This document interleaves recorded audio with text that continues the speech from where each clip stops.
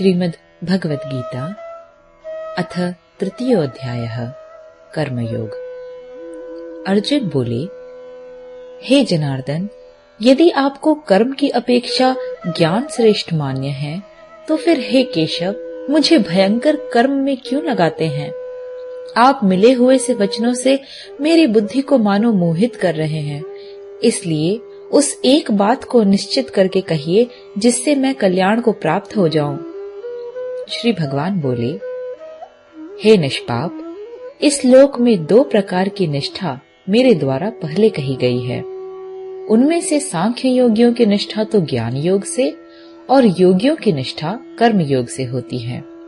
मनुष्य न तो कर्मों का आरंभ किए बिना ही निष्कर्मता को यानी योग निष्ठा को प्राप्त होता है और न कर्मों के केवल त्याग मात्र से सिद्धि यानी सांख्य निष्ठा को ही प्राप्त होता है। निस्संदेह कोई भी मनुष्य किसी भी काल में क्षण मात्र भी बिना कर्म किए नहीं रहता, क्योंकि सारा मनुष्य समुदाय प्रकृति जनित गुणों द्वारा परवश हुआ कर्म करने के लिए बाध्य किया जाता है। जो मूढ़ बुद्धि मनुष्य समस्त इंद्रियों को हठ पूर्वक ऊपर से रोककर मन से उन इंद्रियों के विषयों का चिंतन करता रहता है, वह मिथ्याचारी अर्थात दंभी कहा जाता है। किंतु हे अर्जुन, जो पुरुष मन से इंद्रियों को वश में करके अनासक्त हुआ समस्त इंद्रियों द्वारा कर्म योग का आचरण करता है, वही श्रेष्ठ है। तू शास्त्र विहित कर्तव्य कर्म कर, क्योंकि कर्म न करने की अपेक्षा कर्म करना श्रेष्ठ है तथा कर्म न करने से तेरा शरीर निर्वाह भी नहीं सिद्ध होगा। यज्ञ के निमित्त किए जाने वाले कर्मों से अतिरिक्त दूसरे कर्मों में लगा हुआ ही यह मनुष्य समुदाय कर्मों से बंधता है।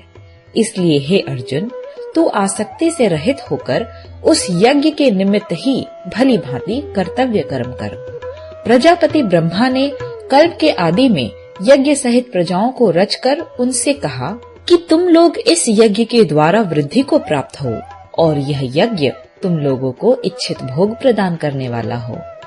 तुम लोग इस यज्ञ के द्वारा देवताओं को उन्नत करो और वे देवता तुम लोगों को उन्नत करें। इस प्रकार निस्वार्थ भाव से एक दूसरे को उन्नत करते हुए तुम लोग परम कल्याण को प्राप्त हो जाओगे।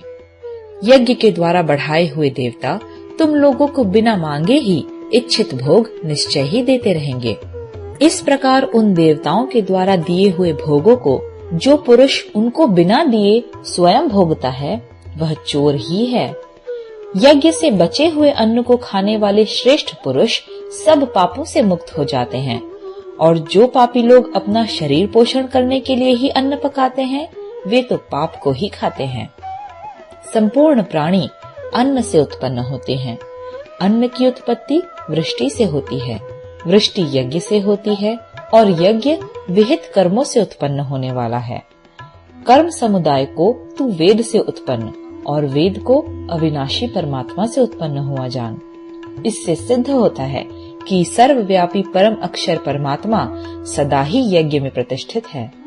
हे पार्थ, जो पुरुष इस लोक में इस प्रकार परंपरा से प्रचलित सृष्टि चक्र के अनुकूल नहीं बरतता, अर्थात अपने कर्तव्य का पालन नहीं करता, वह इंद्रियों के द्वारा भोगों में रमण करने वाला पापायु पुरुष व्यर्थ ही जीता है। जो मनुष्य आत्मा में ही रमण करने वाला और आत्मा में ही तृप्त तथा आत्मा में ही संतुष्ट हो, उसके लिए कोई कर्तव्य नहीं है। उस महापुरुष का इस विश्व में न तो कर्म करने से कोई प्रयोजन रहता है और न कर्मों के न करने से ही कोई प्रयोजन रहता है, तथा संपूर्ण प्राणियों में भी इसका किंचित मात्र भी स्वार्थ का संबंध नहीं रहता। इसलिए तू निरंतर आसक्ति से रहित होकर सदा कर्तव्य कर्म को भली भांति करता रह, क्योंकि आसक्ति से रहित होकर कर्म करता हुआ मनुष्य परमात्मा को प्राप्त हो जाता है। जनक आदि ज्ञानी जन भी आसक्ति रहित कर्म द्वारा ही परम सिद्धि को प्राप्त हुए थे। इसलिए तथा लोक संग्रह को देखते हुए भी तू कर्म करने को ही योग्य है, अर्थात तुझे कर्म करना ही उचित है।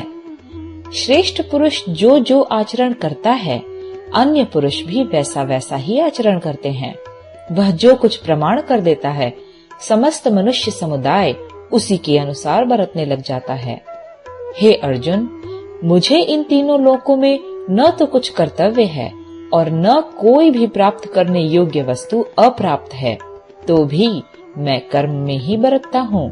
क्योंकि हे पार्थ, यदि कदाचित मैं सावधान होकर कर्मों में न बरतूं तो बड़ी हानि हो जाए, क्योंकि मनुष्य सब प्रकार से मेरे ही मार्ग का अनुसरण करते हैं। इसलिए यदि मैं कर्म न करूं तो ये सब मनुष्य नष्ट भ्रष्ट हो जाएं और मैं संकर्ता का करने वाला हूँ तथा इस समस्त प्रजा को नष्ट करने वाला बनूं। हे भारत, कर्म में आसक्त हुए अज्ञानी जन जिस प्रकार कर्म करते हैं, आसक्ति रहित विद्वान भी लोक संग्रह करना चाहता हुआ उसी प्रकार कर्म करे।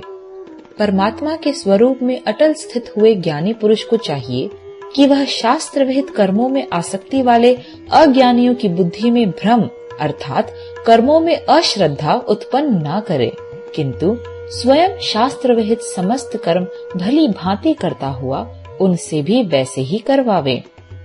वास्तव में संपूर्ण कर्म सब प्रकार से प्रकृति के गुणों द्वारा किए जाते हैं, तो भी जिसका अंतःकरण अहंकार से मोहित हो रहा है, ऐसा अज्ञानी मैं करता हूँ ऐसा मानता है। परंतु हे महाबाहो, गुण विभाग और कर्म विभाग के तत्व को जानने वाला ज्ञान योगी संपूर्ण गुण ही गुणों में बरत रहे हैं ऐसा समझकर उनमें आसक्त नहीं होता। प्रकृति के गुणों से अत्यंत मोहित हुए मनुष्य गुणों में और कर्मों में आसक्त रहते हैं। उन पूर्णतया न समझने वाले मंद बुद्धि अज्ञानियों को पूर्णतया जानने वाला ज्ञानी विचलित न करे। मुझ अंतर्यामी परमात्मा में लगे हुए चित्त द्वारा संपूर्ण कर्मों को मुझ में अर्पण करके आशा रहित, ममता रहित और संताप रहित होकर युद्ध कर। जो कोई मनुष्य दोष दृष्टि से रहित और श्रद्धा युक्त होकर मेरे इस मत का सदा अनुसरण करते हैं, वे भी संपूर्ण कर्मों से छूट जाते हैं। परंतु जो मनुष्य मुझ में दोषारोपण करते हुए मेरे इस मत के अनुसार नहीं चलते हैं, उन मूर्खों को तू संपूर्ण ज्ञानों में मोहित और नष्ट हुए ही समझ। सभी प्राणी प्रकृति को प्राप्त होते हैं, अर्थात अपने स्वभाव के परवश हुए कर्म करते हैं। ज्ञानवान भी अपनी प्रकृति के अनुसार चेष्टा करता है, फिर इसमें किसी का हठ क्या करेगा।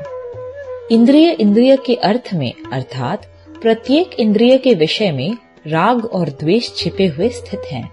मनुष्य को उन दोनों के वश में नहीं होना चाहिए, क्योंकि वे दोनों ही इस कल्याण मार्ग में विघ्न करने वाले महान शत्रु हैं। अच्छे प्रकार आचरण में लाए हुए दूसरे के धर्म से गुण रहित भी अपना धर्म अति उत्तम है। अपने धर्म में तो मरना भी कल्याणकारक है और दूसरे का धर्म भय को देने वाला है। अर्जुन बोले, हे कृष्ण, तो फिर यह मनुष्य स्वयं न चाहता हुआ भी बलात् लगाए हुए की भांति किससे प्रेरित होकर पाप का आचरण करता है? श्री भगवान बोले, रजोगुण से उत्पन्न हुआ यह काम ही क्रोध है। यह बहुत खाने वाला अर्थात भोगों से कभी न अघाने वाला और बड़ा पापी है। इसको ही तू इस विषय में वैरी जान। जिस प्रकार धुएं से अग्नि और मैल से दर्पण ढका जाता है तथा जिस प्रकार जेर से गर्भ ढका रहता है, वैसे ही उस काम के द्वारा यह ज्ञान ढका रहता है। और हे अर्जुन, इस अग्नि के समान कभी न पूर्ण होने वाले काम रूप ज्ञानियों के नित्य वैरी के द्वारा मनुष्य का ज्ञान ढका हुआ है। इंद्रियां, मन और बुद्धि ये सब इसके वास स्थान कहे जाते हैं। यह काम इन मन, बुद्धि और इंद्रियों के द्वारा ही ज्ञान को आच्छादित करके जीवात्मा को मोहित करता है। इसलिए हे अर्जुन, तू पहले इंद्रियों को वश में करके इस ज्ञान और विज्ञान का नाश करने वाले महान पापी काम को अवश्य ही बलपूर्वक मार डाल। इंद्रियों को स्थूल शरीर से पर यानी श्रेष्ठ, बलवान और सूक्ष्म कहते हैं। इन इंद्रियों से पर मन है, मन से भी पर बुद्धि है और जो बुद्धि से भी अत्यंत पर है वह आत्मा है। इस प्रकार बुद्धि से पर अर्थात सूक्ष्म, बलवान और अत्यंत श्रेष्ठ आत्मा को जानकर और बुद्धि के द्वारा मन को वश में करके हे महाबाहो, तू इस काम रूप दुर्जय शत्रु को मार डाल। तृतीय अध्याय समाप्त।